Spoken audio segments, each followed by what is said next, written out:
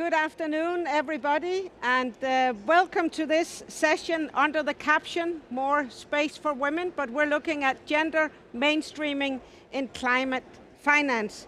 My name is Birgitte Kvist Sørensen. I am the ACT moderator of the ACT Alliance, and I'm also the General Secretary of Dan Church Aid. This is a debate that's very close to heart. It's about the inclusion of women. It's about the inclusion of women in climate finance, not for women as beneficiaries, but actually for women as agents of change. So I am very honored to present the panel, and I must say there has been a lot of flexibility for the speakers in the panels, because some ministers are negotiating, and we also have a member of parliament joining us from Finland. But let me start to introduce Janila from Malawi. Janila has kindly stepped in with very short notice instead of the Minister of Forestry and Natural Resources in Malawi. And Janila is the Secretary for Forestry and Natural Resources. So thank you very much for stepping in on such short notices. Then we were supposed to have the Minister of Environment of Sweden, Mr. Per Bolund, but he's sitting in there doing very important things, and I think we can allow for that.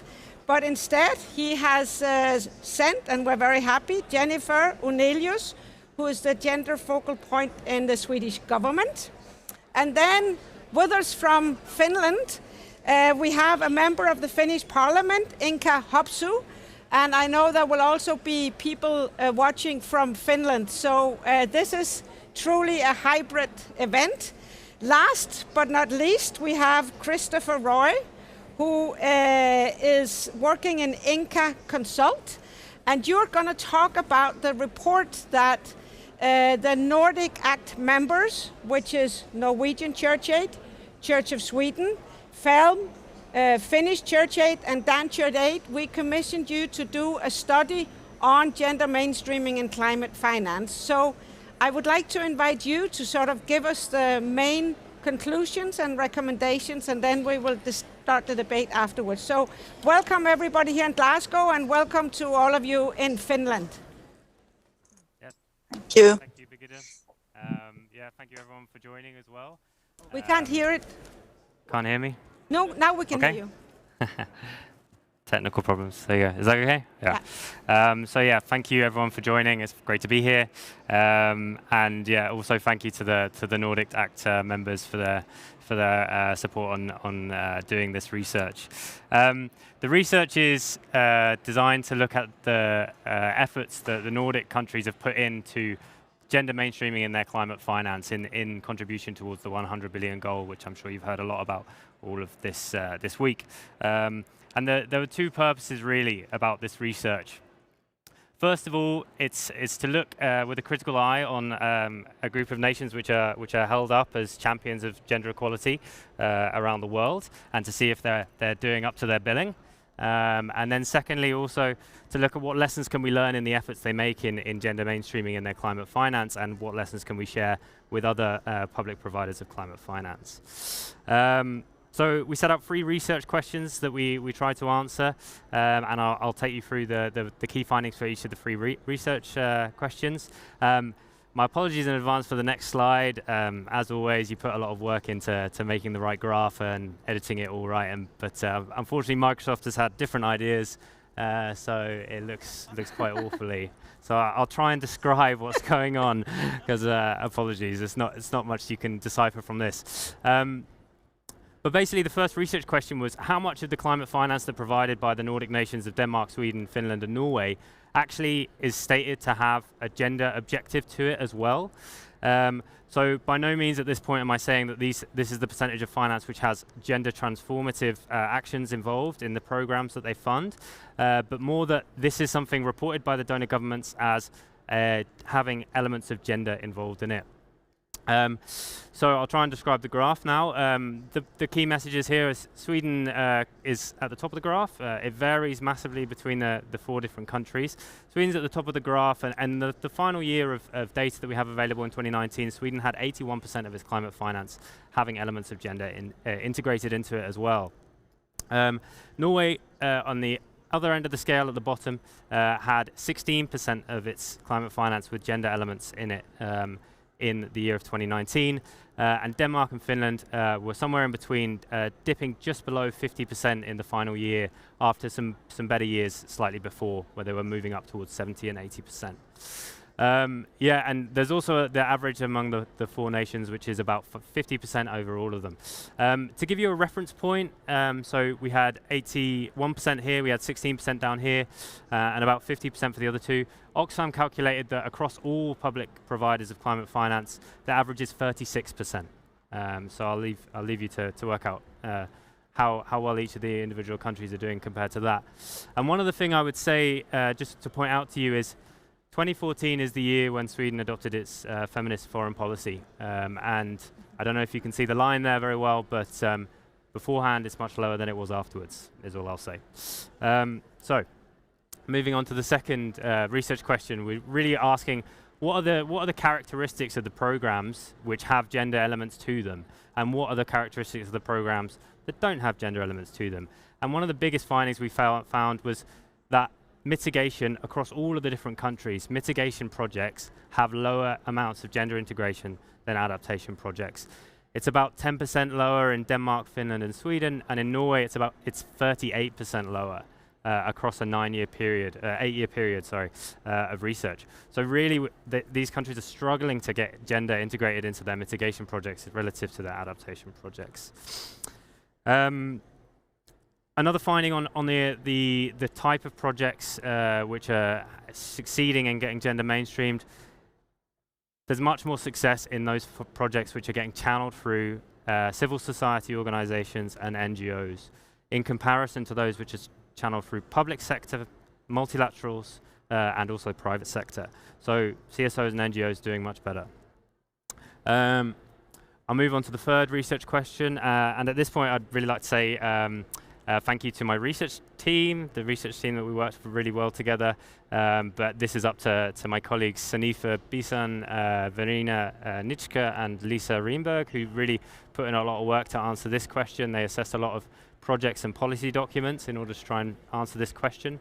But the finding that they had on the question of what challenges are there to actually implementing gender responsive climate finance when they assessed all these different projects, they often found that gender mainstreaming is kind of seen as a box ticking exercise when it comes to the individual projects. So what it means really is that a lot of these projects have really good gender analysis to them, but that did not translate into actual actions in the project actions itself. Didn't make a difference. So there was a real disconnect there, and then it seemed like there was just a box ticking exercise. Secondly, the gender analyses often were very good at taking into account the local context, but then they neglected the fact that a lot of the actions in the projects themselves actually had a risk of unintentionally perpetuating the inequalities already there, and that was definitely a gap that we noticed. Thirdly, gender action stopping at the level of considering women as beneficiaries only and not as agents of change. I think that one kind of speaks to itself. And then fourthly, which is very much in line with the data I showed earlier regarding mitigation and adaptation, it was their experience as well when they were doing this research that a lot of the more technical mitigation projects really neglected gender as if it wasn't something that was relevant for their projects. So that was definitely an interesting finding. And then finally, lack of gender capacity and equal representation among staff themselves.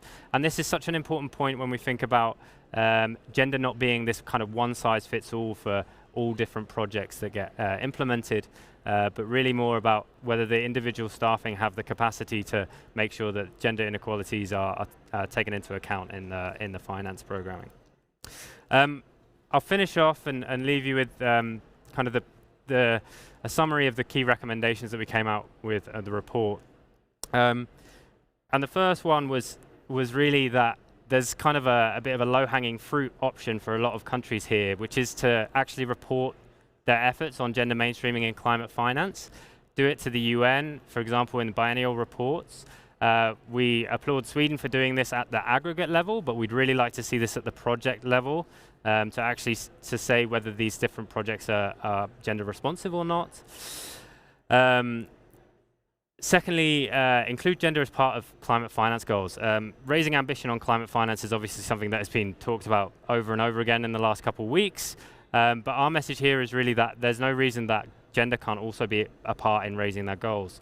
We've even, although the graph wasn't very viewable earlier, that is actually in the report. It sets out a baseline for, in particular, the Nordic nations on what they need to improve on. So I would encourage other nations outside of the Nordics also to take into account their own baselines and then try and raise their ambitions relative to those. Thirdly, addressing gaps in the gender mainstreaming efforts of your own nations is really about being self-critical and trying to identify where the gaps are in your own efforts. And the first place to look is in your mitigation projects, really. So that's something that I would say, we'd encourage countries to do. And then fourthly, finally, including women as agents of change in project design, in project implementation, in staffing capacities and representation, and encouraging nations to look to local women's groups as well. The OECD GenderNet works out that only 0.2% of climate finance goes to locally led women's groups, which is a really low amount. Getting that funding on the ground to the local communities is really something we're encouraging here. I'm going to leave you with a quote from Titi Yakosa, who said, women are experts in their own issues. That's probably a good way of summarizing that final recommendation. Thank you. Thank you very much, Christopher. Thank you. Good. I'm glad. I was worrying we had lost you, so I'm glad you're back. So, I mean, some of you might have had a chance to have a quick look in the report, but I certainly know that some of you have been called in last minute. So, I think from what you hear, could you give sort of a reflection? Let's start sort of with the donors, and then I'll come over to you at the end. Maybe start with you, Inka. When you hear this, what are your reflections? What do you think about this? Yeah, first of all, thank you so much for inviting me. It's been a busy day in the Parliament here as well, but I have some notes made. I briefly read the report yesterday and now heard carefully. I'm first introducing a bit of myself. I'm an MP from the Greens, and I'm also the chair of the Policy Development Committee we have, the Development Policy Committee, and also my background is in FinChurch Aid. So I was very happy to hear that CSOs are doing well in this area also. What I wrote down is that I truly feel that the report comes very handy for Finland as well. We are funding the mitigation a lot more, and it's the tenders. I mean, we are trying. Our goal is to have half and half for adaptation and mitigation, but since the investments are growing all the time, it's hard to keep the adaptation funding raising up. And as you mentioned, the equality issues there are easier to meet. I don't know if I go through all the notes now, or we have more like a discussion. We will have a discussion afterwards. So let's just stop here. Thank you so much, Inka. Yes, and the almost minister from Sweden, Jennifer. You were on this beautiful, colorful slide. Sweden was kind of good at the top, and are you sort of proud, and is there something that you're surprised about this report? I mean, first of all, we of course want to thank you very much for developing this report. I think it sends a message to all of the Nordic countries. For Sweden, we're of course very happy to do so well, but we can also acknowledge that it's been hard work, and we have more to do. And Sweden's feminist government wants women and men to have equal opportunities to shape society and their own lives. And this is also the goal then of the government's foreign policy since 2014. And we saw what kind of effect that had. I think that's something interesting to take with us. And we are also very thrilled that several countries also want to follow in our footstep in this way. And I negotiated the gender agenda item and met colleagues from Mexico who also have a feminist foreign policy now. And we're happy to be able to inspire others in this effort, of course. But we have also a long way to go before we can reach gender equality. And that should also be acknowledged. The COVID-19 pandemic has, of course, also exacerbated very critical gaps. Inequality, in particular gender equality worldwide, where women, girls have disproportionately been affected. So sustainable development, peace and security are not, of course, possible when women and girls are left behind. And gender and climate are two top priorities for Sweden, and something that all of our departments have to take into account in their budget analysis, for example. So we have gender coordinators and climate coordinators in each of the departments. I also must correct you that I'm not the gender focal point for the whole government, but I am the National Gender and Climate Change focal point, and I'm based at the Swedish Environment Protection Agency.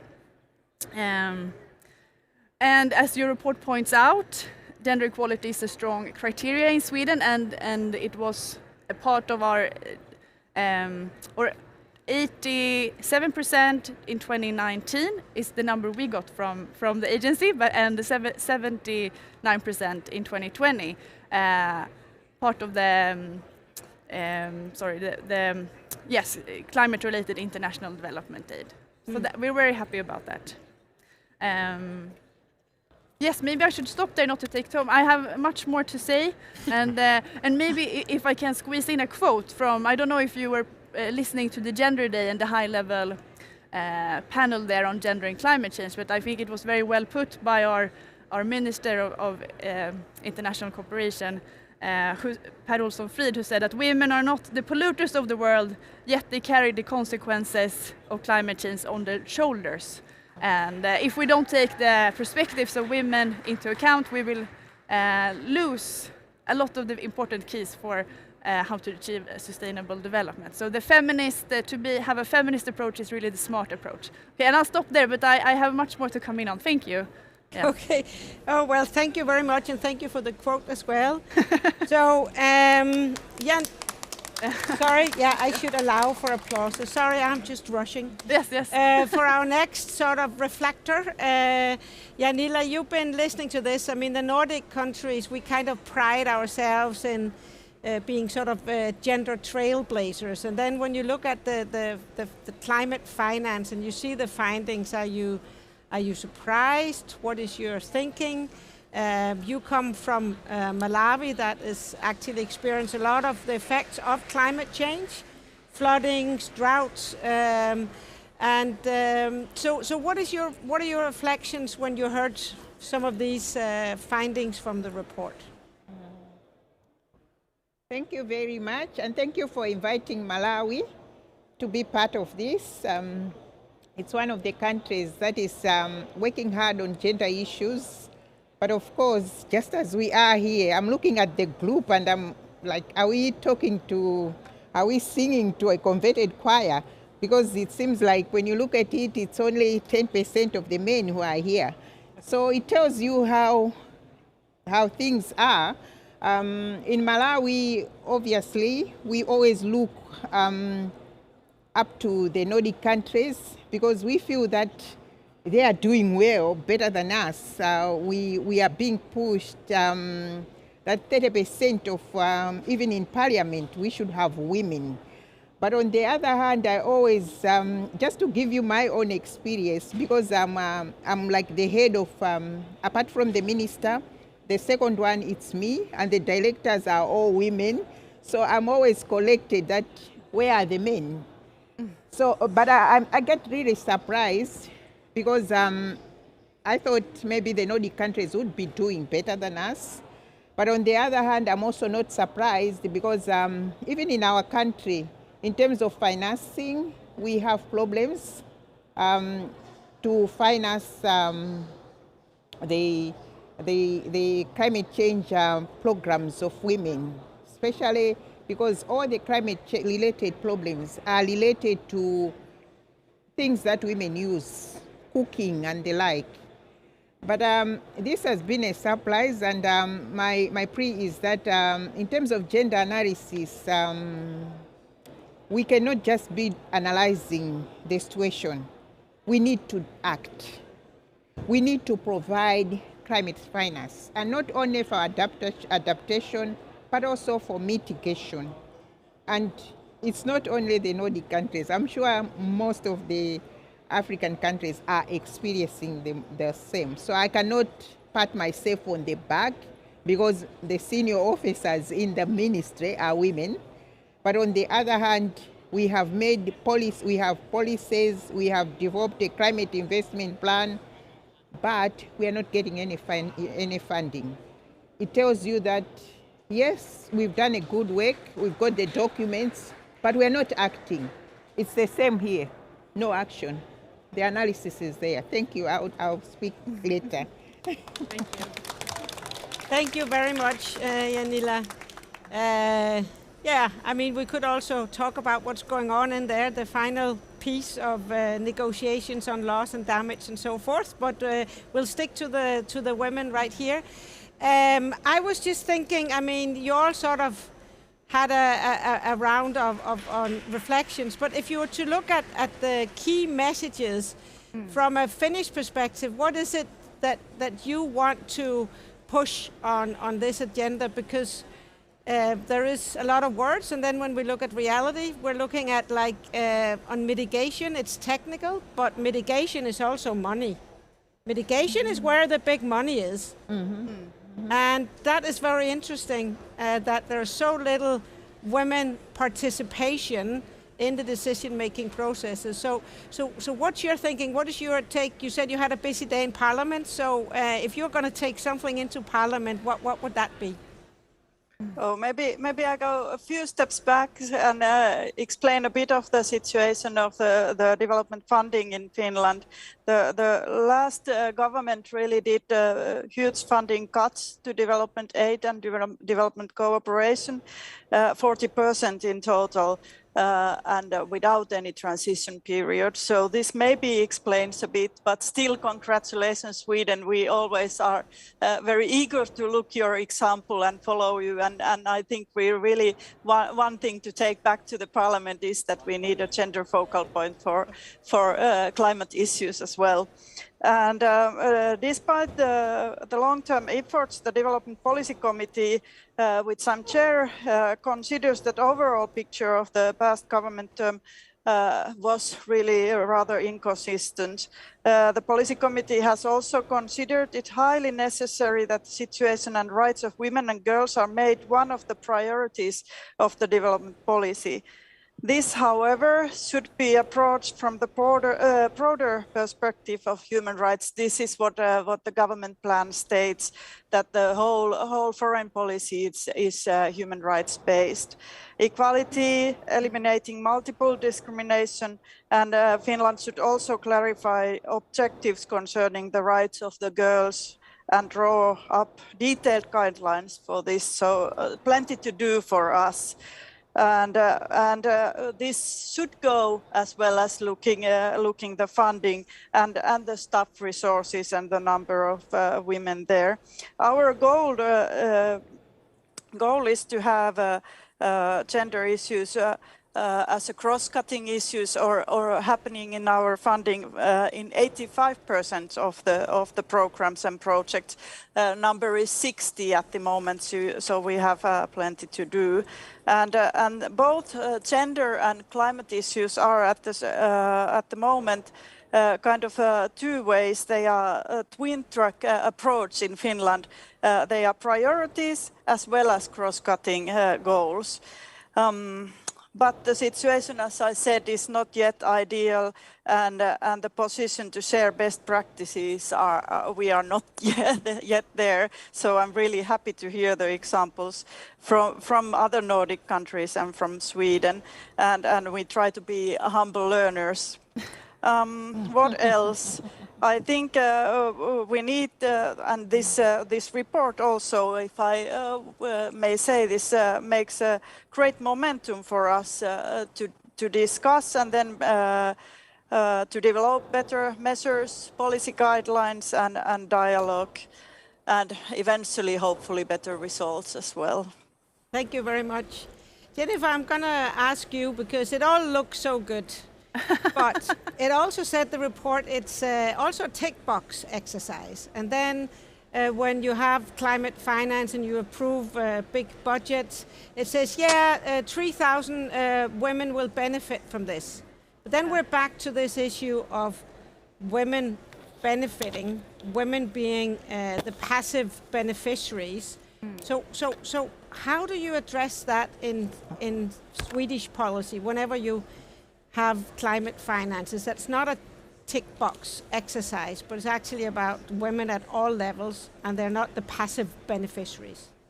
I think it's about building this strong institutional capacity that we are currently undergoing in Sweden to make sure that we have elements. I mean, of course, gender mainstreaming, and that's already going on.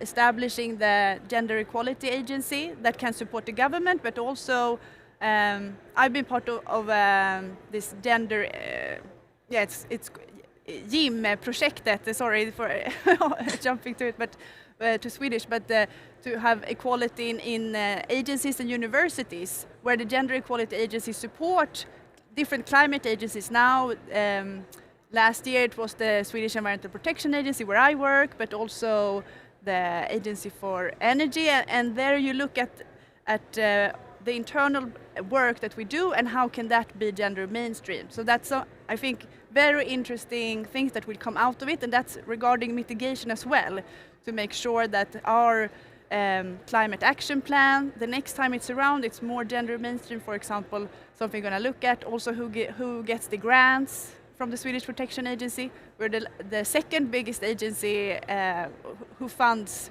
climate projects. So there are different elements, but and also we're working on this. It's currently with the government, but we proposed a strategy for how to gender mainstream the implementation of the Paris Agreement in Sweden, and there we see similar results actually, and also in this Nordic study that was presented here the other day. It feels like yesterday, but time has dissolved during the COP26 here. But looking at gender mainstreaming efforts, and looking more at climate finance to make sure there are resources, but also, of course, this reporting that you mentioned, that it's not just ticking a box, but that when we are undergoing this transformation, that we also follow up on them, and that there's some kind of actor in charge of this. And there we still have things to do, I would say, yes. Thank you very much. Now, Janila, you're sitting here, and as I said, there's a battle going on, just I don't know which way it is, in the plenary, about financing, loss and damage, and so on. If you were to give a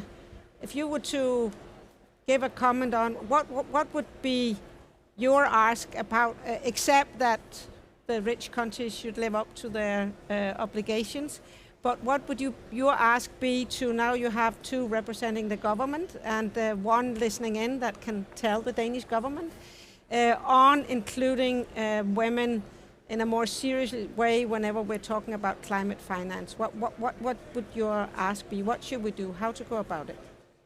A hard question.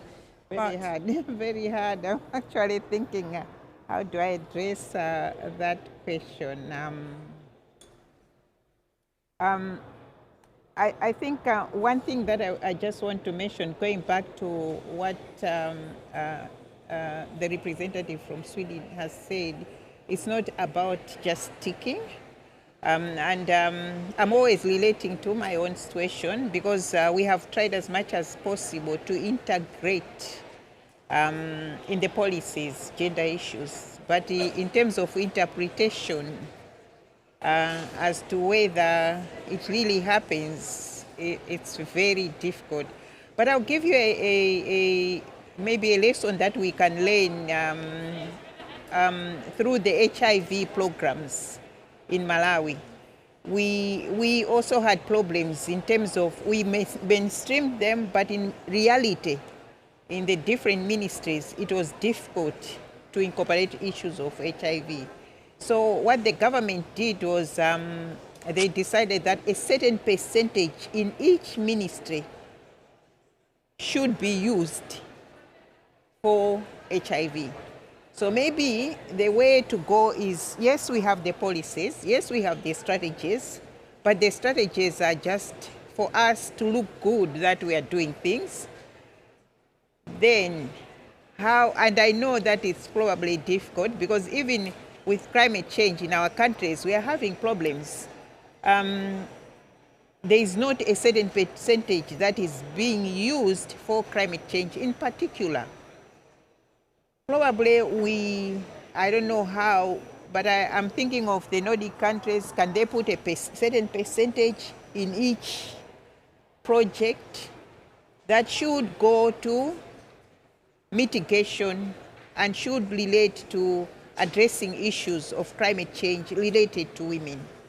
That's my thinking. And I'm not so sure whether I've answered the question, but... No, it does. I think that's a very good recommendation. Can you tag funding so you can actually document that women not only benefited, but was also involved in a serious manner and also involved in the designing of the projects? I think that's a good recommendation for Nordic governments to get. So I think thank you very much, Janila. We have about 10 minutes left, and I wanted to hear if there's any questions from Finland. I can only see you. I don't know what the setup is, if there are any questions or any questions here in the audience. I have one question. How does it work? Do they come up to the... And then, meanwhile, maybe there are some from Finland who will come in. Now we need the... Maybe I think we need the headphones. Oh, okay. Okay, thank you. Maybe say your name and where you're from and who you would like, if it's all the speakers or just one you want to raise a question with. Okay, my name is Blondel Sileno. I'm coming from Cameroon, and I'm working in the project that trying to involve community in climate finance. I would like to, to put the charcoal in the people of the representative of the Malawi. So we are all coming from Africa. The thing that I observe in at the base when we're working on the climate change, on the climate finance issues, is that at the level of community, for example, in the what we call that municipalities, there is no way for them to understand the topic. This is the first thing. So I think that the first thing that we should do is to reinforce the capacity at the local level so that they have a better understanding of the situation on what they would like, that we would like them to understanding. So the community need capacity building at the base level. The second thing that I think it should really important for us to also take or to mention is to include young people and indigenous people when we're talking about issue of gender, because we are main focused on just women, and for us gender is not just women, it's also an issue of youth, an issue of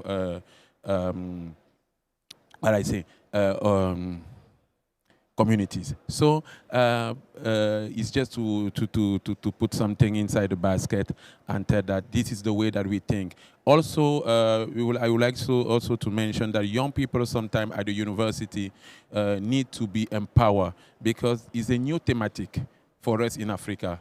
Climate finance is a new thematic. They should be empowered so that they have a knowledge on how and they can make research to understanding the problem, on how they can research solutions. So we need also we young people to be part of the solution, not just the people that are asking for money, but be part of the solution. That's what I would like to add. Thank you. Thank you very much. I think it was more reflections than a question, and I think it was good recommendations. Remember also youth, remember, and also this about getting familiar about what is climate finance. It sounds, what is that? So thank you very much for your contribution. Yes, sir? My name is Isifu Sulemana. I am actually coming from Ghana, but particularly northern Ghana. I'm a farmer, and I work with communities, basically farmers. What I want to ask, mine is actually a question. Where we work and where I come from is male-dominated. But when you look at those who are actually affected, I'm also a corporate, because the women, my mother and co, they do all the work to feed us. And they are actually those who are actually affected. And I can see. So with this, that's an interesting topic. But it remains a policy. It doesn't trickle down to the, let me say, the grassroots level, those who actually matter. So now the question is, here we are sitting talking, and those who are supposed to benefit are those at the grassroots level. There's a huge gap. I myself, this is the first time I had the opportunity to appear here. I never knew such a talk are going on so much, and then we are seeing nothing at the base. So I'm lucky today, I've heard so much, but I want to assure you, yes, those who are supposed to be between you and that of those at the grassroots level, what are we going to do? How do we measure that indeed what we are discussing here is actually reflecting at the bottom there? How can my grandmother, my sister, my wife, who I think from now going, I'll go and help her carry the firewood and then the charcoal. Yes. How would that reflect? And how do you measure, and how will you know? And what will be the lessons, so that you're able to learn lessons and incorporate that in the next discussion? Thank you very much. Very good questions and good reflections. So the gap. The big gap between what we talk about and then getting all the way out to the local communities. How do we bridge that gap? You wanted to say something, Inkak? Yeah, first wanted to say that we have also one question here in the room, but Okay. But I can comment on these two very important messages. I think my background is education. I have been teacher for 10 years before being involved in the Church Aid work and then in Parliament. And I truly believe that education and bringing up the knowledge of climate change, of the how the whole system works, what is behind the climate change, how it will affect, and most of all, what can we do to hinder it. And this knowledge needs to be there. And then, of course, we need to look the solutions together and to hear from the local people, from the sister and grandmother, as you said. We need to hear what are the needs there, and then kind of trying to put these together, and then looking at the finance and how it works. And we need to look more than the markers that we have from OSCE or from Rio. We have to have a thorough analysis of the situation on the ground.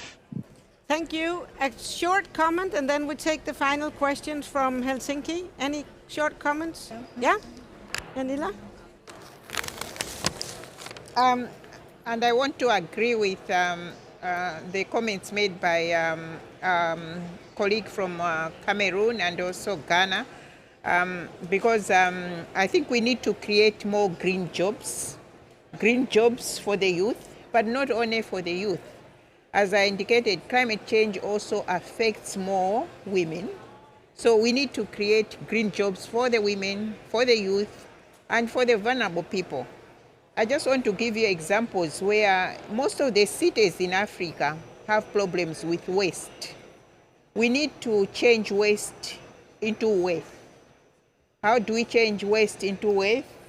Can we be able to provide, as I indicated, can we provide more sensitization or even information, education to the women? Because they can generate electricity from waste. Can we provide small digesters where they use the waste to generate electricity and it makes their life easy to cook? So I'm sorry, I'm not talking about the Nordic countries, but now I'm addressing the issues of Africa. Can we make the waste into briquettes so that they do not destroy the forest and make charcoal, but they use the waste to make something that can be used instead of charcoal? Can we help the women build small businesses where they make clean cooking stoves, where they teach others to use clean cooking stoves? Instead of using charcoal, you use, of course, you still use biomass, but biomass you use less when you are using a clean cooking stove because it generates a lot of energy. So those are the things that we need to think of. Most importantly, the youth don't have jobs. The women don't have jobs. Climate change should be able to interpret what are the green jobs, and that is mitigation. Thank you very much. Yes, jobs, green jobs. One very short question and then one very short answer. Welcome. If you could say your name, you're on screen. I can see you. Hi, I'm Minna Havonen from Film. Thank you for an interesting discussion. I would have a question for Sweden. How did you manage to raise the level of gender integration so high also in the mitigation projects? Thank you. Short? Short. Oh, I wouldn't know exactly. How did you fix that? I think it's this. I think it would be all of these issues that I mentioned. That it's a clear statement from the government of gender mainstreaming, and that it should, of course, permeate then all issues. That would be the short answer. What a good one. Thank you very much. Thank you very much. Thank you to the participants, Inka, and thank you to Christopher for sharing the report. Thank to Janila and Jennifer who stepped in really shortly. Thank you to all of you. Thank you for good reflections and questions. Thank you to the Finnish audience. And thank you very much to the Nordic Pavilion for hosting this. Thank you. Thank you. Thank you very much.